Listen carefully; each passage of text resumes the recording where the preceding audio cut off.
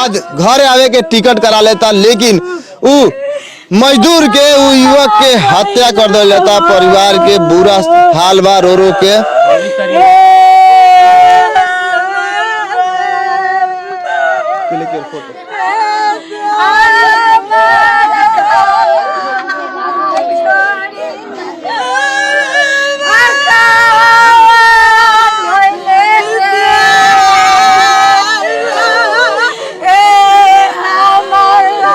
नहीं खेले, पुलिस को आता जो थाना पर जाइए, वो थाना पर जाइए, ठीक है।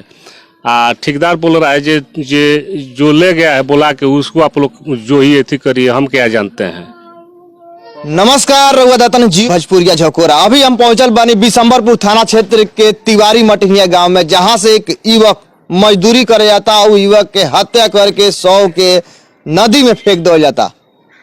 युवक के लाश अभी तक गांव में नहीं पहुंचल और ओकरा साथे मजदूरी करे जाए वाला युवक हमारे सामने मौजूद बड़े। इनके साथे गए रहे, कौन ठेकेदार के साथे गए रहे, काहे इसे घटना भइल? हमनी के मान गरे अनिस बाबा बोला के लेरलन, हमनी गइन सन तो मान सुबेरे हो जी उठनी सन, सुबेरे उठनी सन तो उ लोग अकाउंट पे उनकर 1000 रुपया मांगल लो। के मांगला? संजीव 1000 रुपया मांगलन। संजीव 1000 रुपया मांगले? हां, ठेकेदार से मांगलन उनकर अकाउंट पर। तो बोला के ले जात लो, तो हम बने कहीं जोन ले जालो, उनके काल घरे जाए के बा। तो ना मन लो ले चल गइल लो, ले गइल लो। तो ओकरा बाद से ओने से पारा पारी आइल बाड़लो, 3 जना को बोलो। तो 2 जना माने एगो अजय एगो संजीव पारा पारी आइल बाड़लो। संजीव पहले आइलन तो संजीव से पूछनी जे कहां बाड़न, तो कहलन जे वो नहीं बाड़न, वो आवत रहन। तो फोन करिन तो फोन लागल, तो कहत रहन, हम पूछनी अमित कहां बाड़, तो आवा रूम पर। तो कहलन जे हम आवत नहीं 10 मिनट में। तो फिर माने हम कहें 10 मिनट में आवते बड़न। तो 10 मिनट से 1 घंटा भइल। 1 घंटा में एगो जो अजय नाम के रहलन उ अइलन। तो वो जो अइलन तो उनको भीजल जो रहे दे पूरा नदी में गिरल रहलन, कपड़ा फाट रहे, बौली उली सब, हाथ उथ में के शर्ट उट सब फाट रहे। तो ओकरा बाद झगड़ा मारा मारी भइल बा पहले, तो उहे भइल बा। तो माने उनकरा के बोल माने पूछनी तो नासा में रहलन। तो खाली कहत रहन जे कांट में गिरल बड़न, उन्हें कांट में गिरल बड़न। तो हम कहें चलो जो हवा, तो ना गइलन। तो हमनी के गइसन 3-4 जना जो है गइसन, तो खुमे जो इंसान ना लोकलन। ना लोकला के बाद उनका लगे फोन कहनी जे रूम पर फोन करके कहनी जे उनकर से माने अथी किया के थे अचार खिया के, माने उनका नाश्ता तुरा के उनको पूछलो कहाँ बाड़न। तो थोड़ा सा नाश्ता टूटल तो को अइलन, हमके लगे जवाब है। तो ना लोकलन। तो वो दिन रात के माने भागे अथी कर लगलो।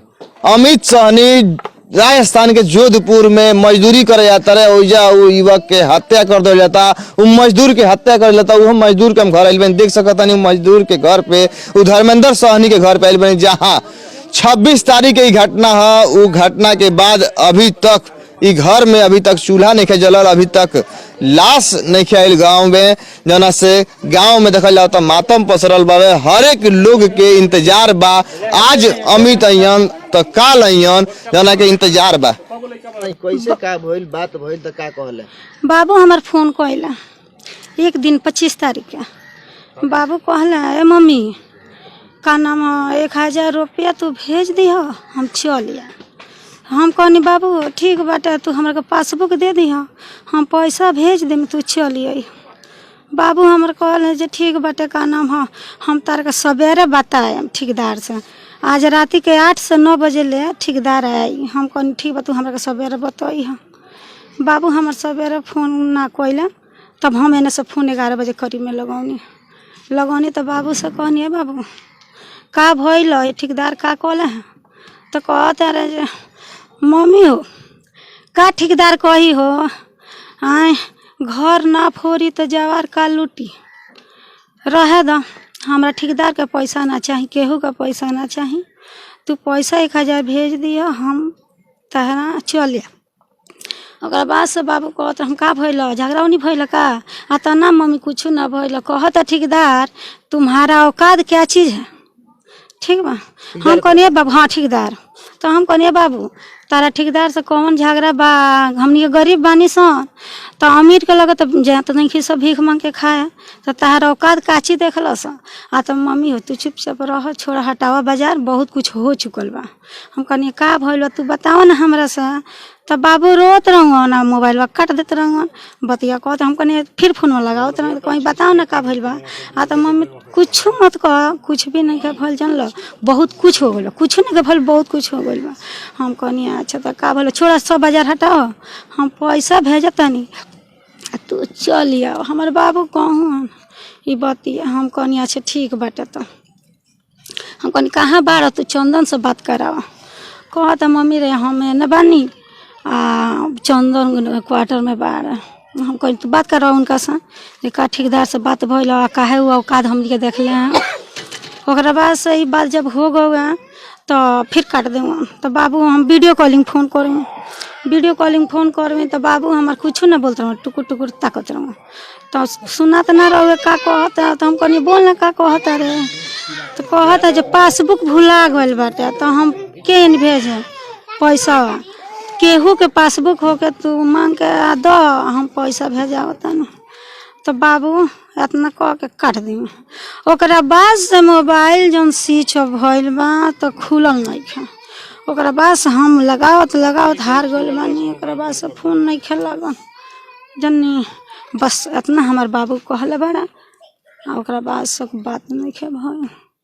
हमार बाबू कहाँ गइल मालूम नहीं, कहाँ फोटो देखौले बा, कहाँ ले गेले? नई दिल्ली कहले सन जो हमनी के लेके जाए से कमाए से, कमा के पैसा वैसा भेजे से ठेकेदार कहल। आ नई दिल्ली ले जाके पाकिस्तान में ले जाके चल गइल बड़ा से लइका के। हमरा ओइजा गइले से तो उ घामा में लइका जोर से पटपटा सन कह से ए मौसी है ओकर, ए मौसी है देखो ये हमने गाछ के लगे एगो गमछा बिछा के सुतल बा, ओइजा रोवता देखो ये बिछौना हो, में जरूरत नहीं कहीं अड़ान हमनी के नहीं खे, एगो गाछ नहीं खे, एगो घर नहीं खे। उ जंगल में ले जाकर लइकन के हमरा फेंक दलस, आ फेंक के ठेकेदार घर भाग जाई।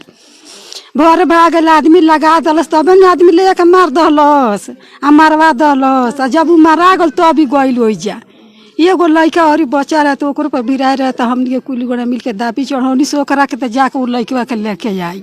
उहो लइको के मारे के फेर में लागल? उहो लइकवा के मारल रहल से त बच गलू लइकावा, ओकरा पर दाबी चढ़ावल गई जे हमरा लइका के जाके लिया जितना पैसा लागी उतना देबे। तो गइल तो एगो लइकवा लेके आई। पुलिस केस नहीं खेले, पुलिस कहता जो थाना पर जाइए, वो थाना पर जाइए, ठीक है।